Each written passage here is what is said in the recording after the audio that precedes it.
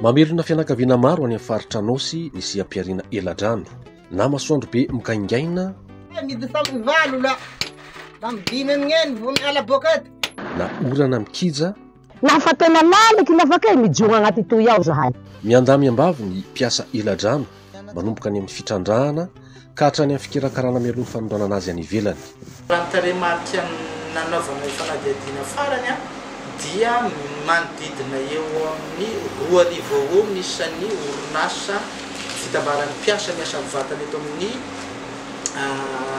fanodinana azy eto Fort Dauphin ary mahatratra analiny eo amin'ny Rayal 500 Rayal ka hatramin'ny 2 eo ny toerana hitrandrahana. Nanaratsendrika ny Siam-piarina Eladrano ny fampiasana ankizy tamin'ny fitrandrahana.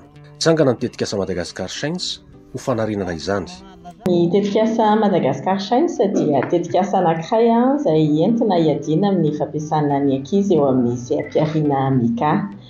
Tetikasa anankiray izay vatsian'ny Ministeran'ny Asa Amerikana ary arahany ONG Pacte Madagascar manatanteraka miaraka amin'ny ONG ALTA sy ny AEPI na Association des exportateurs de pierres industrielles. Nomena tohana ireo ray aman-dreny resy lahatra nanalany zanany tamin'ny fitrandrahana. Anisany sitraka izany Itstar sy Dauphine mpitrandraka Eladrano ao Beza. Tsapan'izy ireo ny mahasarobidi ny mampiana-janaka. Agnatin'ny hampianaranay anazy no dokotera raha sazy apela eo. Nanala fahasaranana ny ray aman-dreny ny fisian'ny tetikasa hoy kosa i Hovana Orso reny mpianakaviana ao Ampikazo. Avy ny fidira mbo sy kopile avao izy fandakilasy egny vo aminoako ny kaheny na stylo.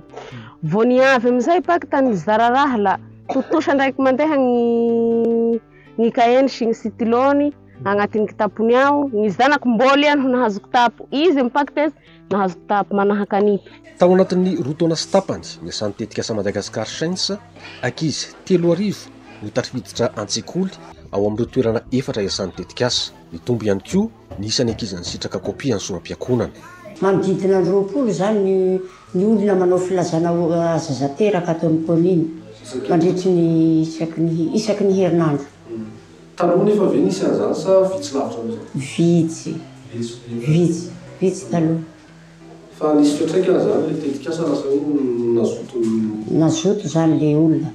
Dingana iray irisoana amin'ny fanadiovana ny Siam-piarina ny ady amin'ny fampiasana zaza.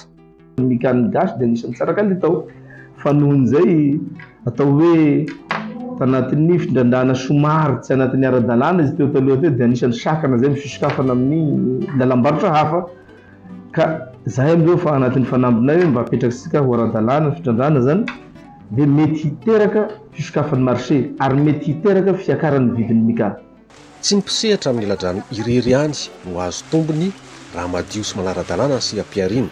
Mazava kokoa ny hoavy sy ny lalakivoahana avy ao anatin'ny aizan'ny abadona ho an'ireo ankizy amanaliny any amin'ny faritra Anosy.